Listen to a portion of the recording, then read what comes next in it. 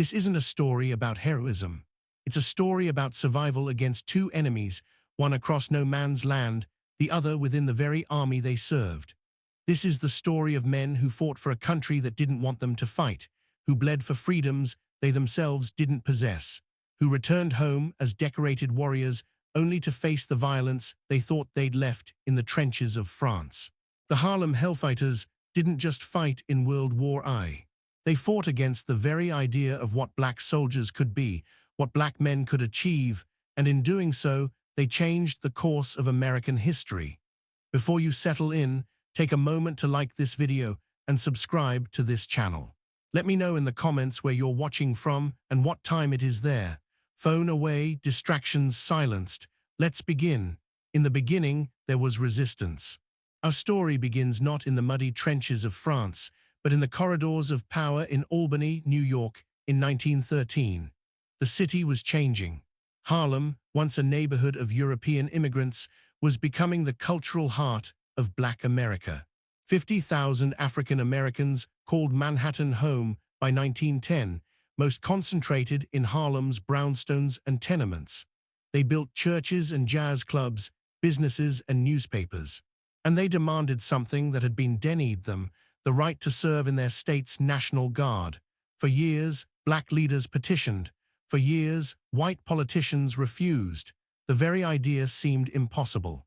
An all-black regiment, armed and trained, in the heart of New York City, the political establishment recoiled. But in 1913, something shifted. Governor William Sulzer, facing pressure from the black community and progressive allies, authorized the creation of what would become the 15th New York National Guard Regiment. It would be an all-black unit with white officers. That compromise was the only way it could exist. The first chapter of this story takes us to June 29, 1916, when the regiment formally organized under Colonel William Haywood, a white attorney and former Nebraska National Guard officer who had served as campaign manager for New York's governor.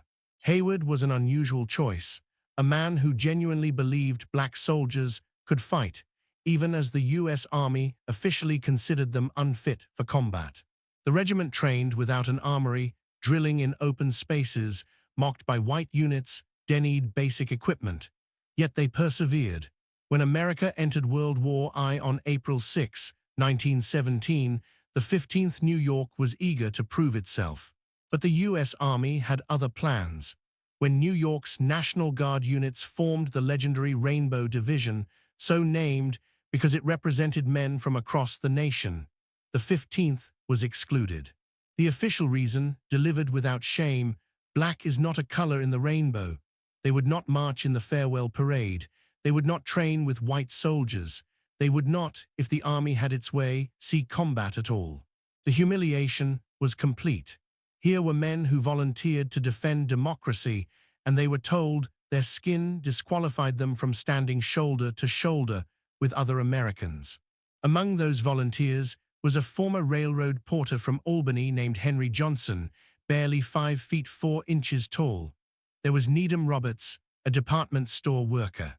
There was James Reese Europe, a pioneering jazz bandleader who enlisted and brought with him musicians like Noble Sissle and others who would form the 369th Infantry Regimental Band. These were ordinary men with extraordinary determination. But then, something changed. In December 1917, the regiment, now redesignated the 369th Infantry Regiment, sailed for France. They arrived at the port of Brest on January 1, 1918, expecting to be sent to training camps. Instead, they found themselves assigned to labor battalions. The Army's plan was clear. Black soldiers could dig trenches and unload ships, but they couldn't be trusted with rifles. For months, the men of the 369th worked as stevedores, hauling cargo, building infrastructure. They had crossed an ocean to fight, and instead they toiled in the mud. The second chapter reveals a twist of fate. By March 1918, the French army was desperate.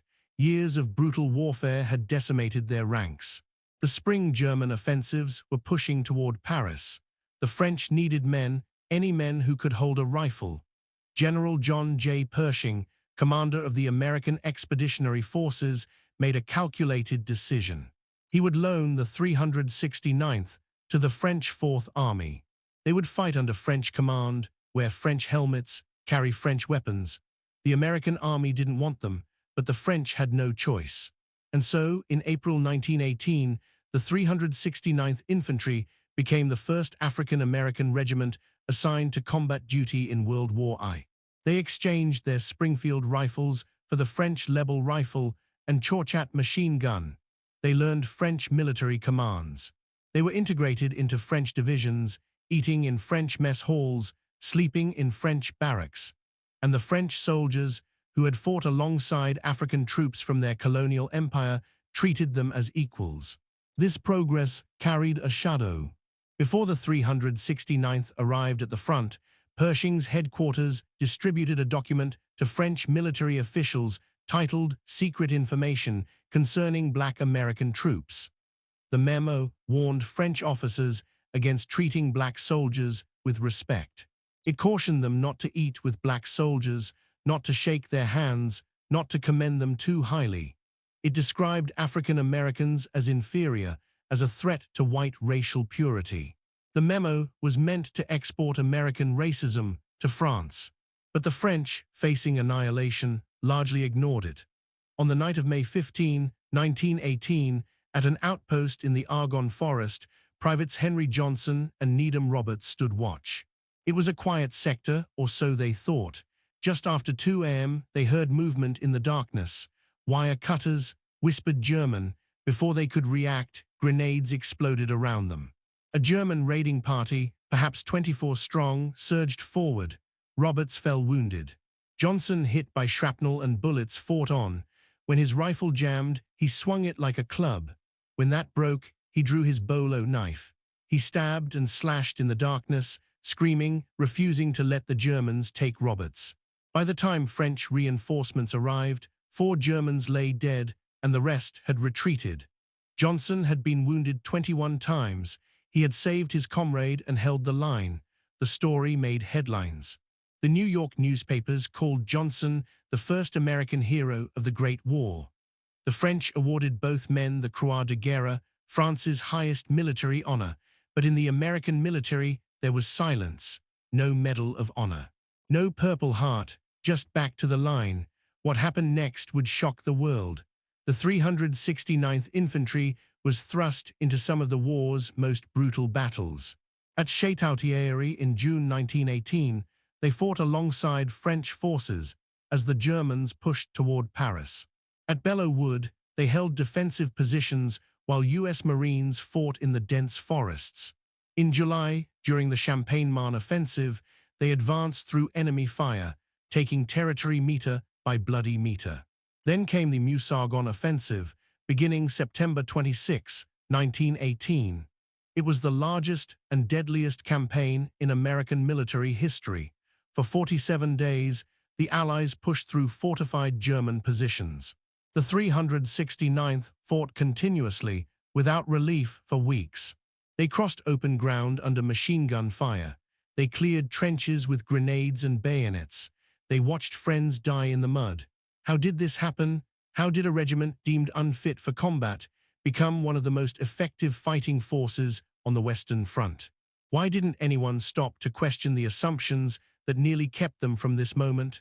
The answers were written in blood. The 369th spent 191 consecutive days in combat, longer than any other American unit. They never lost a trench. They never had a man captured.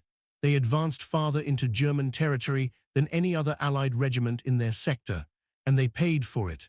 By the time the armistice was signed on November 11, 1918, the 369th had suffered over 1,400 casualties, more than any other American regiment.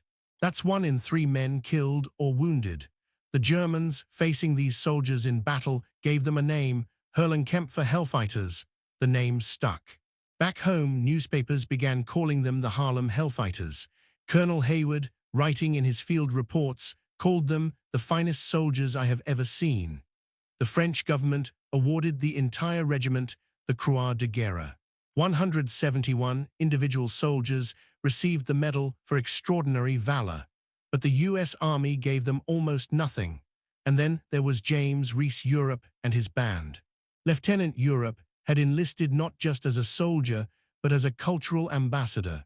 His 369th Infantry Regimental Band traveled throughout France, playing concerts for French civilians and Allied troops.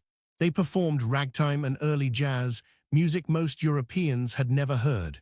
In Paris, in small villages, in field hospitals, they played. French audiences were electrified. The syncopated rhythms, the improvisational spirit, this was America's gift to the world. Europe's band is credited with introducing jazz to Europe, planting seeds that would bloom into a continental love affair with the form. They transformed not just military morale, but cultural history itself. As we approach the modern age, the story grows darker. The 369th Infantry returned to New York Harbor in February 1919. On February 17, they marched up Fifth Avenue in the largest victory parade the city had ever seen. 3,000 men in French helmets, carrying battle flags, their ranks thinned by war. Hundreds of thousands lined the streets, cheering. When they reached Harlem at 130th Street, the formation broke. The soldiers smiled, waved, embraced family. For one afternoon, they were heroes, but the cheering didn't last. By the summer of 1919, America was convulsing with racial violence. What historians call the Red Summer saw race riots erupt in more than 36 cities. White mobs attacked black neighborhoods in Chicago, Washington, D.C., and elsewhere. Black veterans, many still in uniform, were beaten and lynched. In some cases, white rioters specifically targeted veterans, as if punishing them for daring to wear the uniform with pride. The violence was meant to send a message: you may have fought for democracy, but you're still not equal here. Henry Johnson, the war's first American hero, returned to Albany. His wounds left him unable to work. The Army denied him disability benefits. He struggled with what we now call PTSD, drinking to numb the memories. He gave speeches for a while, telling his story, but audiences dwindled. He died in 1929, broke and forgotten, at the age of 32. It would be 96 years before he received the Medal of Honor in 2015, presented posthumously by President Barack Obama. James Reese Europe didn't live to see the Red Summer.